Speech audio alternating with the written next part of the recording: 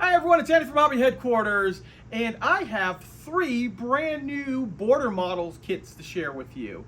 These are all in 1/35th scale, and they're all due out within about 2 or 3 weeks. We should have them here in the United States on our website, andyshhq.com. So I'm excited to tear these open and show you what's inside, and that's what we're going to do. We're going to look at all the parts on all 3 different kits right there. So let's get started.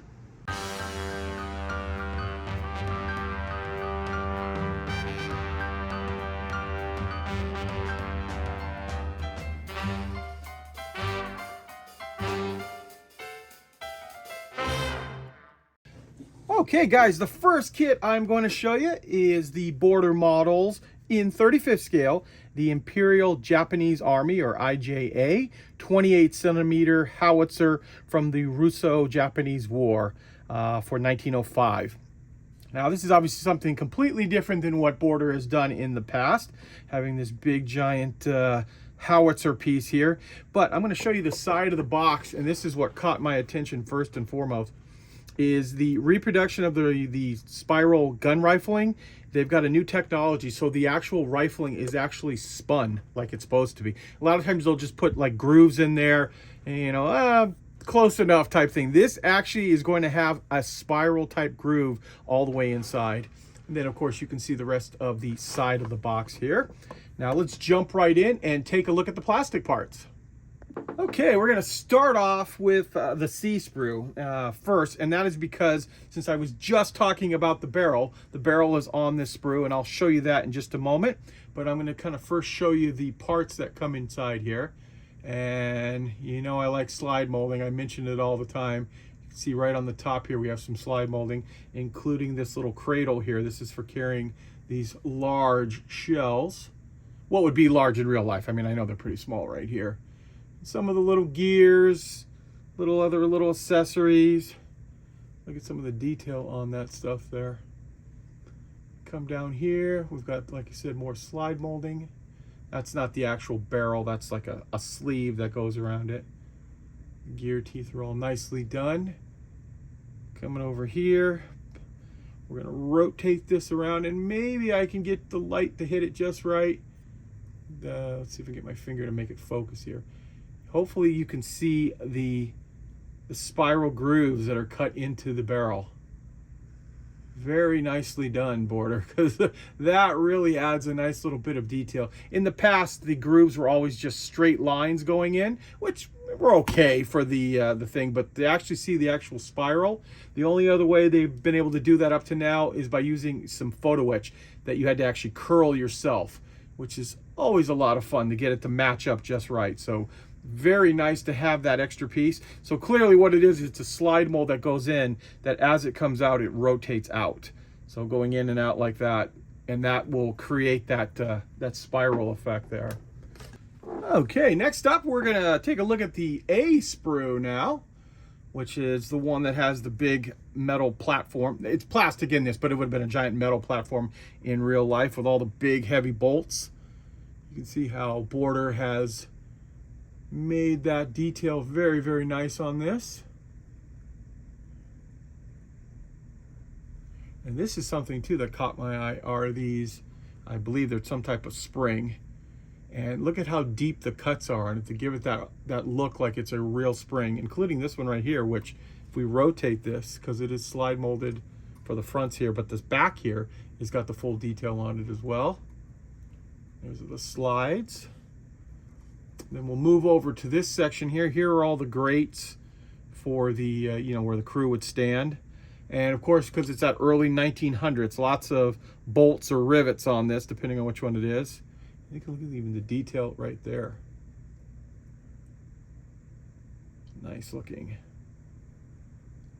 Okay, so there is our A sprue. Now, there ain't going to be a heck of a lot of sprues in this because of what it is, but here is our B sprue with all the big pieces other than that base.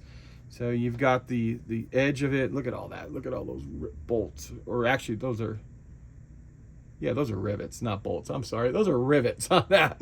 This is a riveted gun. Just like that. Those look really nice. We've got our breech over here.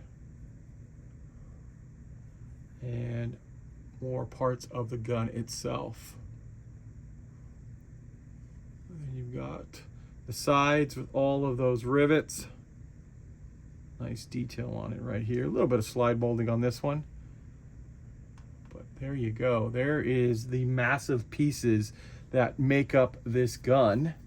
And let's take a look at the instructions now and how this thing goes together.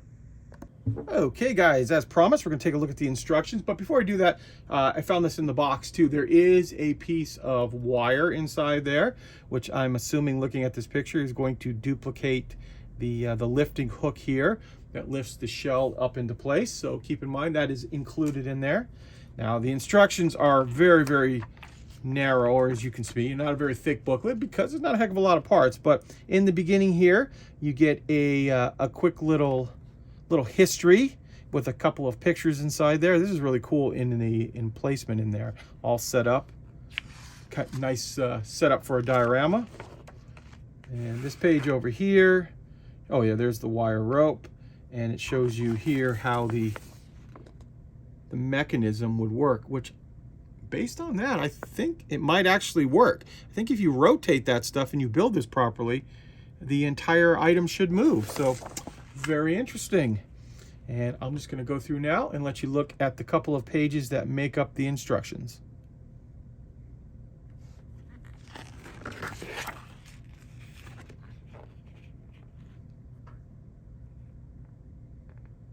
Yeah, based on all the do not cement in here, this is all workable when you do it right.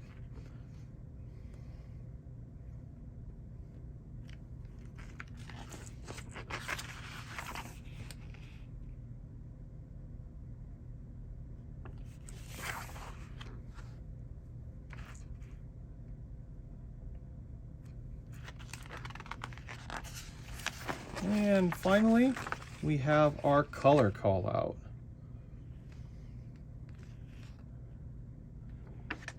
So that is it. That is the Border Models 35th scale 28 centimeter Imperial. So that's it, guys. That is the Border Models 35th scale Imperial Japanese Army 28 centimeter howitzer. This kit will be available within the next 2 weeks. We should have them in stock. In fact, I know they've actually already on their way to us, so you can keep an eye out and we'll have it on our website very soon. Okay, next up we have the Kugelblitz from Border Models in 35th scale. This is the Flak Panzer IV. Now, if you're familiar with Border at all, you will know that Border has made quite a few Panzer IVs. And knowing that, some of these parts are recycled from earlier Panzer IVs, but they're still new kits because they've only been out for the last couple of years. Border Models is still a new company in the relative compared to some of the other ones out there. So this one is now going to have that Kugelblitz turret on top there, which you can see here on the side is completely movable up and down. We'll also have some metal barrels, and they also usually give you some kind of bonus, like in this case, there's German helmets and packs and boxes, things like that inside there. So let's open it up and take a look at the plastic inside here. Okay, now we're taking a look at a completely new piece because this is the actual turret for the Kugelblitz. And as for the real gun, I believe they only ever made a prototype turret of this that was out. So I don't think this thing made any that actually saw combat or anything like this. I believe it was just strictly a prototype. You know, it'd have been a late 1945 if the war would have went on, if they did have at least one turret. Just show you some of the parts here. Slide molding on the side there. These next parts right here, these are universal to a lot of the other Panzer IV kits. So we've got the slide molded suspension arms right here, all of our road wheels, which I'll flip those around so you can see the detail that's on those. And the ever popular T-34 armor track. And some people have asked me this in the past when they were doing some of the other kit. Why is there T-34 track in there, or what is that for? And that is because it's supposed to be like some captured T-34 track that the Germans would have picked up and just thrown all over their vehicle as a little bit of extra armor. And of course, you're going to get 2 of those, so you're going to get 2 buckets too. So there you go. Just like that. And then when it comes to the track, it is going to be Link These are individual links right here that you'll have to cut off and glue together. And then a big long length of track, which look at the nice sag that they've put inside that too. Very nicely done. We got our drive sprocket or idler. So this is some of the different parts that are going to vary probably from the original kits, the original Panzer IV kits. And then of course you're going to get 2 sets of that too, because you need one on each side. We've got our fenders and some of the tools here. Those will be universal between quite a few kits. Won't spend any much time on that. Okay, next up we have another new sprue. And you see here we've got a new upper hull and a rear of the hull too. This is all new stuff right here. New sides.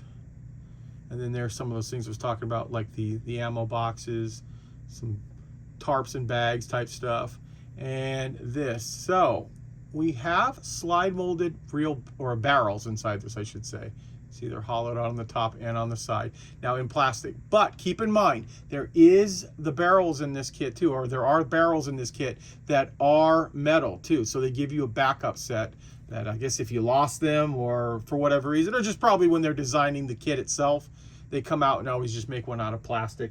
Quite common in modeling. And here we have some more accessory pieces, some slide molding for the exhaust, some more tools, things like that. And the last bit of plastic is the fenders in here, which will probably be universal between quite a few different kits. So we won't spend much time on that. But here is the photo etch pack.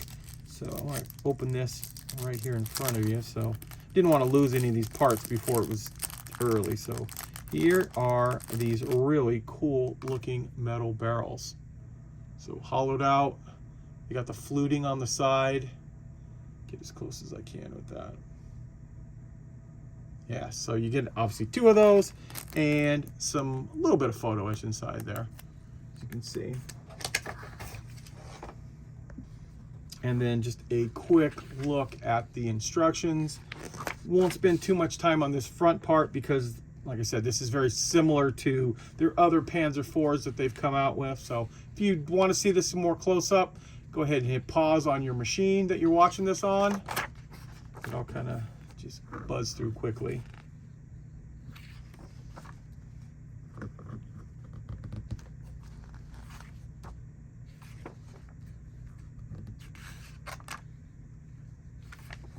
Now we're up to new parts, so I'll stay a little bit longer on this so you can take a look at how this kit goes together.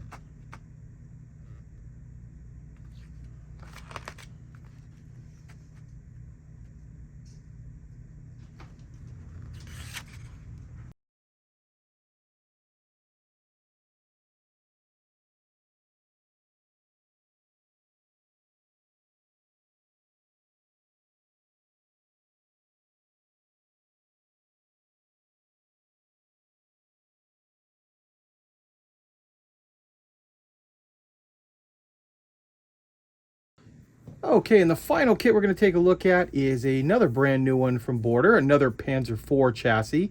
This one is the Panzerkampfwagen 4/70 Final Edition. Now, what this is this is the predecessor to the L70. This is the one that's got the real high superstructure. So they were mounting this casemate right on top of the Panzer IV chassis, and they had left all of this portion on. Later on, they developed a way to lower the whole silhouette of the vehicle. And also this is a final one, so up here we have 4 of the steel road wheels. One of the reasons is the weight up front with that big gun was really taxing on the front road wheels there and would really damage the rubber quickly, so they went with steel road wheels on the front of the vehicle. Now this is a little bit different version than the one that Tamiya just came out with, and some of the little features that they show on the side of the box, including the photo etch side mesh skirts and a few other little parts in there, but we'll take a look at all that stuff inside there. And of course the gun is completely movable as well. Now there is another one, Border only able to get this one out to me in time, but there is going to be another one of these, a little bit earlier version of this also coming out, and it's due to arrive at the same time as this one, which is the same time as all the other Border models. In about 2, maybe max 3 weeks we should have all of this in. So let's take a look at the plastic inside. Okay, jumping right in, I've got our lower hull here, and you see that this one is different than the Kugelblitz that I just showed you. So in this area here, there's only set up for 3 return rollers on top. See how that is right there, but the rest of it is similar the way it's designed. Bathtub style hull, all the detail on the bottom, just like you would expect. Next, we're going to jump into the actual casemate here, the superstructure. And hopefully you can see, but they went out of their way to really put some nice casting on the side here of the steel. Or actually probably roll marks, I would imagine, more than casting. This would have been rolled steel. Not cast marks, but you know what I'm talking about. The texturing is what we'll call it on that. So, nice texturing, nice welds. Just like that. So that is our upper part of the vehicle.